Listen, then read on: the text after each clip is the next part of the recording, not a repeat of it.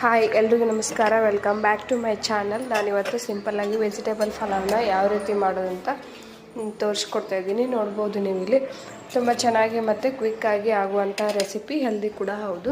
ಇದನ್ನು ಮಾಡೋದಕ್ಕೆ ನಮಗಿಲ್ಲಿ ಹಸಿರು ಮೆಣಸಿನ್ಕಾಯಿ, ಪೊಟ್ಯಾಟೊ ಮತ್ತು ಕ್ಯಾರೆಟು, ಬೀಟ್ರೋಟು, ಬೀನ್ಸು ಮತ್ತು ಹಸಿ ಬಟಾಣಿ, ಈರುಳ್ಳಿ, 1 ಟೊಮಾಟೊ ಮತ್ತು ಹಸಿಮೆಣಸಿನ್ಕಾಯಿ.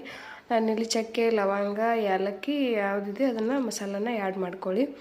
ನೋಡ್ಬೋದು ನೀವು ಇಲ್ಲಿ ಒಂದು ಕುಕ್ಕರಿಗೆ ಸ್ವಲ್ಪ ಆಯಿಲ್ ಹಾಕಿಬಿಟ್ಟು ನಾನು ಜೀರಿಗೆ, ಸಾಸಿವೆ ಮತ್ತು ಚಕ್ಕೆ, ಲವಂಗ, ಏಲಕ್ಕಿ ಎಲ್ಲನೂ ಆ್ಯಡ್ ಮಾಡಿಕೊಂಡು ನಂತರ ಅದೆಲ್ಲ ರೋಸ್ಟ್ ಆದಮೇಲೆ ನಾನಿಲ್ಲಿ ಹಸಿಮೆಣಸಿನ್ಕಾಯಿನ ಆ್ಯಡ್ ಮಾಡ್ಕೊಳ್ತಾ ಇದ್ದೀನಿ. ನೋಡ್ಬೋದು ನೀವು ಇಲ್ಲಿ ತುಂಬ ಚೆನ್ನಾಗಿ ಬರುತ್ತೆ ಮತ್ತು ಕ್ವಿಕ್ಕಾಗಿ ಹೆಲ್ದಿಯಾಗಿರುವಂತಹ ರೆಸಿಪಿ. ಮಕ್ಕಳು ತರಕಾರಿ ತಿನ್ನಲ್ಲ ಅನ್ನೋರು ಈ ರೀತಿ ಮಾಡಿಕೊಡಿ, ಮಕ್ಕಳು ಕೂಡ ಇಷ್ಟಪಟ್ಟು ತಿಂತಾರೆ. ನಾನಿಲ್ಲಿ ಹಸಿಮೆಣಸಿನ್ಕಾಯಿ ಸ್ವಲ್ಪ ಎಣ್ಣೆಯಲ್ಲಿ ಫ್ರೈ ಆದ ನಂತರ ಈರುಳ್ಳಿನ ಸೇರಿಸ್ಕೊಳ್ತಾ ಇದ್ದೀನಿ. ಎರಡನ್ನೂ ಸ್ವಲ್ಪ ಫ್ರೈ ಆದ ನಂತರ ಇದಕ್ಕೆ ಎಲ್ಲ ನಾವು ತರಕಾರಿ ಏನು ಹಾಕ್ತೀವಲ್ಲ ಅದನ್ನೆಲ್ಲನೂ ಆ್ಯಡ್ ಮಾಡ್ಕೊಳ್ತಾ ಇದ್ದೀನಿ.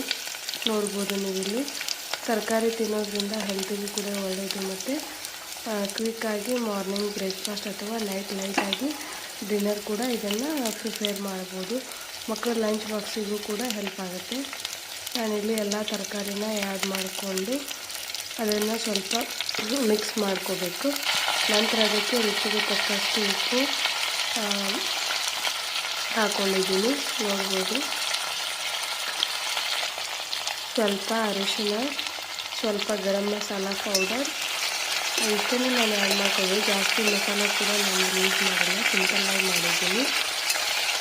ಹೆಲ್ದಿಯಾಗಿ ಕೂಡ ಇರುತ್ತೆ, ಆಯಿಲ್ ಕೂಡ ಸ್ವಲ್ಪ ಕಡಿಮೆನೇ ಯೂಸ್ ಮಾಡಿದ್ದೀನಿ.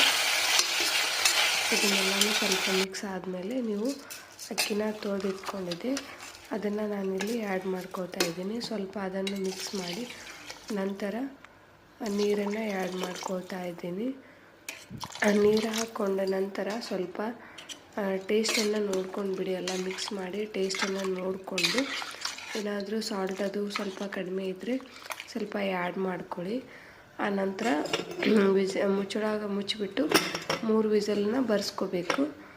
3 ವಿಸಲ್ ಬರ್ಸ್ಕೊಂಡ ನಂತರ ನೋಡ್ಬೋದು ನೀವಿಲ್ಲಿ ಎಷ್ಟು ಟೇಸ್ಟಿಯಾಗಿ ಮತ್ತು ತುಂಬ ನೋಡೋದಕ್ಕೂ ಕೂಡ ಮಕ್ಕಳು ಇಷ್ಟಪಡ್ತಾರೆ.